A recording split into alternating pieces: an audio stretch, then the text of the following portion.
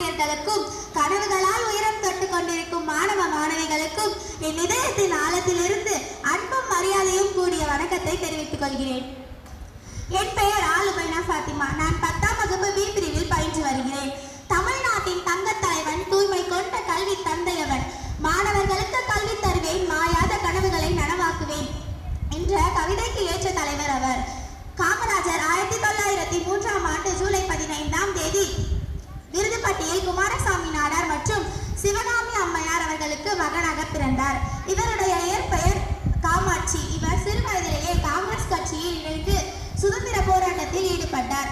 1920களில் இந்திய விடுதலை இயக்கத்தில் ஈடுபட்டார். இச்செயற்பாட்டின் காரணமாக பிரிட்டானிய அரசால் பலமுறை சிறையில் அடைக்கப்பட்டார். சுதந்திர போராட்டத்திற்கு பிறகு தமிழகத்தின் முதல்வராக 3 முறை பதவி வகித்தார். கல்வி, தொழில் மற்றும் விவசாய துறைகளில் பல சீர்திருத்தங்களை மேற்கொண்டார். பள்ளிக்கூடங்களை துவங்கி மதிய உணவு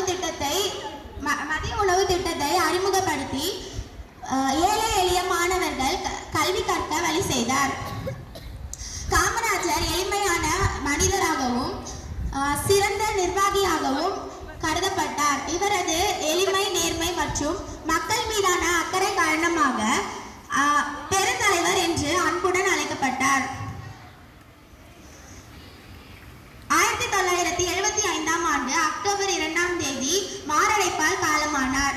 இவரது மறைவு இந்தியாவிற்கு பேரிழப்பாகும். காமராஜரின் வாழ்க்கை அனைவருக்கும் முன்னுதாரணமாகும்.